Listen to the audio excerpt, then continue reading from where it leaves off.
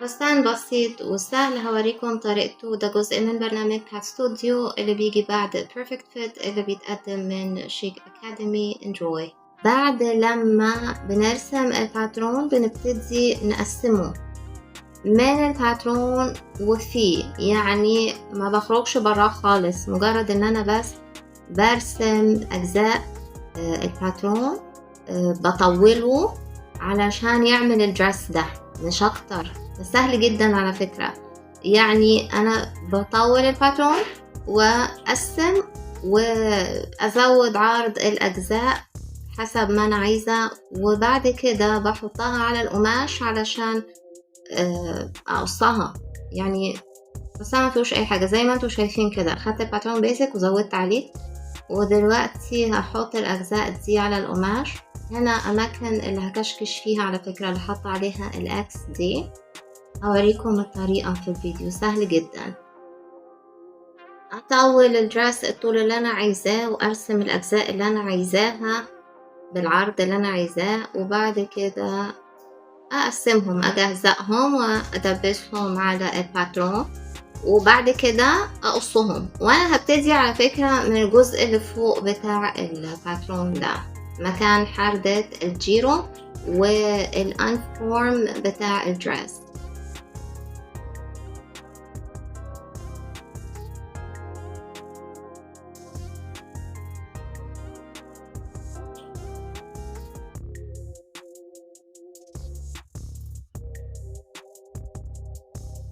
اهو هي دي الاجزاء بتاعته بتاعت الدرس من فوق، ازاي تتركب جنب بعضيها بالانفورم بتاعها.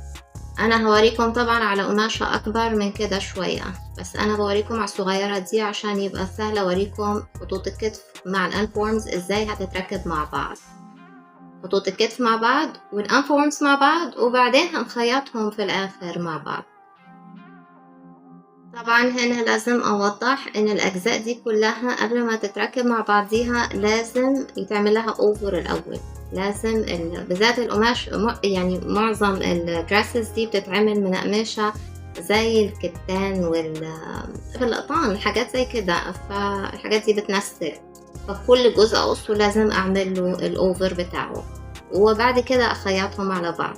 عشان تطلبوا نسختكم المجانية من Perfect Fit Workbook اتواصلوا مع شيك أكاديمي Support Team.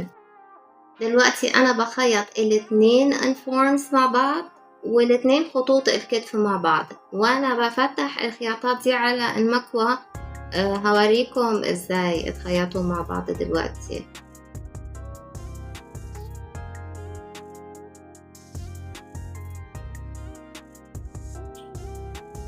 بصوا بقى، هنا ده الانفورم بتاع الرقبة، وده خطوط الكتف ركبتها مع بعض.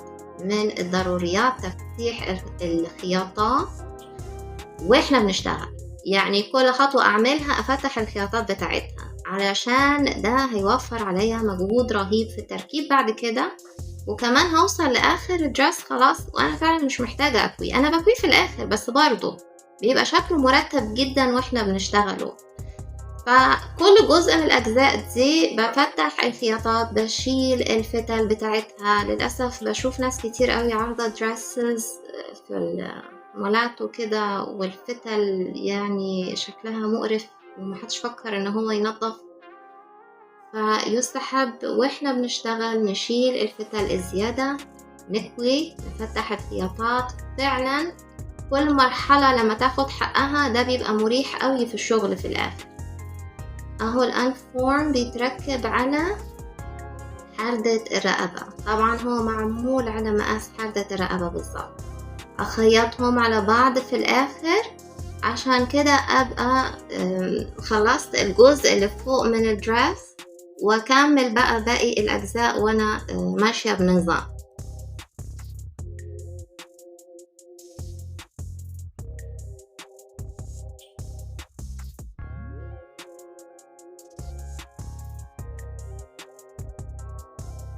طبعا بما ان الجزء ده فيه استدارة لازم اعمل تفتيحات للخياطة علشان لما ادخل الانفورم ده على فكرة هو التنظيف بتاع الرقبة، فلما ادخله لجوه لازم يبقى نظيف، يعني هو التنظيف بتاع الرقبة. فلما أقصقص طبعا ما وصلش الخياطة، لما أقصقص بالطريقة دي الكيرف بيبقى مرتب، بالذات إني هكوي تاني طبعا. عشان ما يبقاش شكله غلط لازم أقصقص علشان الكيرف يبقى مرتاح. هي بتتقال كده، الكيرف يبقى مرتاح ما فيهوش قطع أو شكل زجزاج مش مريح وهو متركب على حردة الرقبة. شفتوا برضو عملت الخطوة اللي بعديها على طول إني أكوي حردة الرقبة، وراها على طول كل خطوة أكوي، ده مهم أوي. بس وكده الشكل بقى مرتب ونظيف. وأدخل على الشغل اللي بعديه. كل الأجزاء دي هقصقصها وبعدين هكشكشها. لازم طبعا في كشكشة في الشغل. ليه كشكشة؟ علشان أنا مزودة القياسات، مزودة في القياس الكبير بتاع الدراس 5 سنتيمتر. طبعا حاجات بسيطة في الباترون الصغير ده، أنا هوريكم في الكبير. شوفوا ازاي الجزء بتاع الدراس من تحت أكبر من اللي فوق، عشان كده هكشكشه. أوكي، أنا طبعا بوريكم تاني بس ازاي ماشية بتركيب الأجزاء. أوكي، فأنا الأجزاء الأطول دي هكشكشها وهركبها في الجزء اللي فوق. أنا هنا يعني مزودة العيار بتاع الخياطة. يعني هو المفروض أنا مخليها على 3، لا أنا مزودة شوية، مخليها 4 أو 5. طبعا التصوير ده من زمان مش فاكرة كنت حطها على كام. أهم حاجة إني أعرف أسحب الخيط علشان كشكش. أنا بعملش فرماتورة في الأول ولا في الآخر، عشان أعرف برضو أسحب الخيط وكشكش عشان يكشكش معايا ويبقى شكله كده. طبعا الكشكشة دي لازم تتوزع بنظافة ويبقى شكلها وحش. لازم أطمن قبل لما أخيطها إن شكلها نظيف. أنا حاطة دبابيس في الأول، وبعد كده لما أطمن إن توزيع الكشكشة مريح بالنسبة لي، عشان مبقاش فيه تجميع لقماش في حتة وقماش تاني مش كتير في حتة، يعني حتة ما فيهاش كشكشة وحتة فيها كشكشة كتير. لازم أنظم الكشكشة وأنا بشتغل، أطمن، أحط دبابيس وأركبه وأتفرج عليه. لو الشكل مريح بالنسبة لي كده خلاص أنا فاين، أبتدي أخيطه وبس. تمام كده، أنا كده كنت عاملها مظبوط. بعد لما أخلص الأجزاء دي هقص اللي بعديها، ونفس الشيء هتبقى محتاجة إنها تتكشكش. شوفوا الشغل المنظم مريح. أنا هعيدلكوا تاني المنظر عامل إزاي علشان تشوفوا إزاي كل شوية أنا لازم أكشكش، علشان أنا عاملة أطوال مختلفة عشان يركبوا في بعض، لازم أكشكشهم. أنا بفضل كل شوية أقص، كشكش، أزود الطول. قلتلكوا الشغل بتاع الفستان ده سهل قوي، يعني مفيهوش حاجات كتيرة. بعد كده هبتدي أنا على فكرة عملت الكشكشة وركبت الدبابيس وطمنت إن كل حاجة شكلها نظيف ومريح للعين، وبعد كده خيطتهم كلهم مرة واحدة كده أريح في الشغل علشان ما اتلخبطش في الأطوال وفكيت الباترون ده ونسيت الحتة دي كده أريح في الشغل جدا إن احنا نكون منظمين. وعلشان الشكل يبقى نظيف في الآخر، كل الخياطات اللي أنا عاملاها دي أمشي عليها بالأوفر مرة واحدة، وده أوفر في الوقت وفي الطاقة لأن أنا كل جزء يعني أعمله لوحده، يعني قبل ما يتخيط. حتى الشكل هيبقى أنظف لما نقلبه، هنلاقي خياطة أوفر واحدة بين كل طبقتين قماش، كده الشكل هيبقى أنظف بكتير، شكله أحلى أرقى. اهو كده في الحالة دي خياطة اوفر واحدة شكلها احلى من طبقتين قماش كل واحدة فيهم معمولة اوفر لوحديها، شكل الدرس كده ارقى من جوه. دلوقتي بقى اقص لكم علشان اقفل الخياطات بتاعت الجنب بتاعت الدرس. بس دي اخر مرحلة وحاجة سهلة جدا. انا بحب خياطة الكم تمشي مع خياطة الجنب مرة واحدة، علشان كده يعني سايبة خياطة الجنب مفتوحة. وبس وانس ان احنا خلصنا الكم وركبناه، ما فيش حاجة تانية، ما في يعني سهل.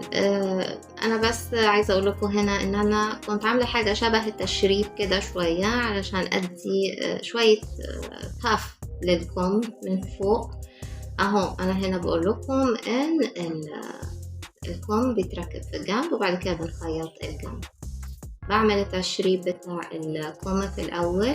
على فكرة ممكن يتعمل من غير تشريب، وشوية وهعمل لكم فيديوز على إن مثلا درس لو هتلبسوا واحدة inverted triangle يستحب من غير تشريب، يعني عشان ما يعرضهاش أكتر.